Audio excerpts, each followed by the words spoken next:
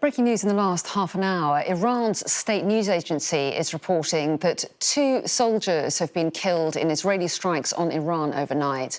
Israel's military says it struck military targets but has not hit nuclear or oil facilities. The airstrikes are in response to Iran's ballistic missile attack on the country early this month, for which Israel's leadership had vowed retaliation.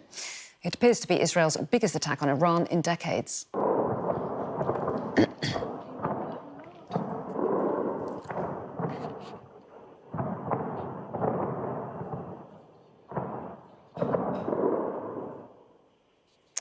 Well, this is the sound of explosions heard in the early hours in Tehran. It's reported that 3 waves of strikes took place.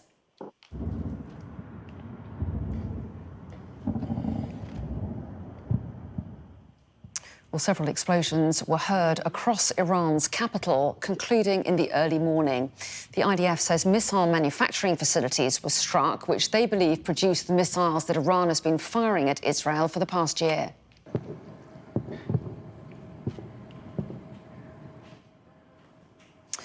And what you're seeing and hearing now are apparent interceptions by defence systems in Tehran. Iran says those defences successfully tracked and countered the strikes.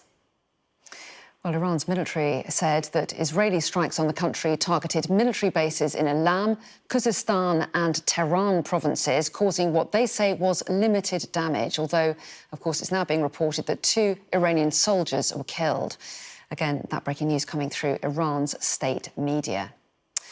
Well, let's cross live now to Beirut. Sky's Tom Cheshire is there for us. And Tom, of course, everybody waiting to see how Iran responds. And interesting as well that Iran state media now reporting that 2 soldiers have been killed in those Israeli strikes.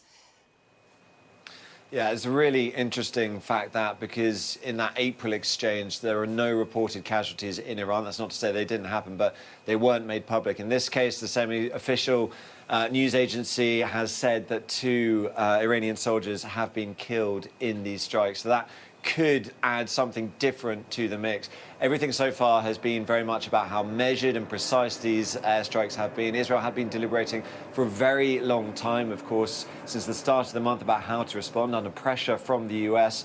Iran had telegraphed before that any attack on its oil sites, its energy infrastructure, or its nuclear program would meet a severe response. So this has fallen below that threshold, but it is still a hinge moment in terms of how Iran responds. In those options, it could be another missile attack like we saw at the beginning of this month. Traditionally, Iran had relied on Hezbollah, its powerful military proxy here in Lebanon. But there are problems with that for 2 reasons. First of all, the leadership of Hezbollah has been decapitated by Israel. Hassan Nasrallah, its leader, was taken out here in Lebanon in a heavy airstrike as they were meeting leaders underground. So we haven't had a new leader yet, and that's expected to be a complex process. But at the same time, there is fierce fighting still happening in the south of Lebanon.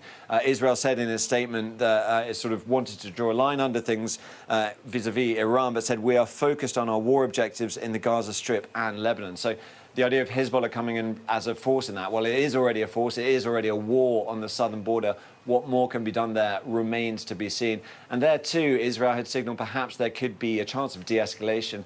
A few days ago, they said that there could be a sharp conclusion to the ground war in Lebanon if they believe they're achieving their military objectives. It's quite hard to understand whether that is the case at the moment. So based on what happens today and whether there is any response from Iran in there is also this window of de-escalation, which would be very welcome news here. 1.2 million people have been displaced by the fighting, by Israeli airstrikes. That's out of a population of 5.8 million people. And Beirut has been struggling to deal with that influx of refugees. So here in Beirut, everyone waiting too with bated breath to see what transpires next.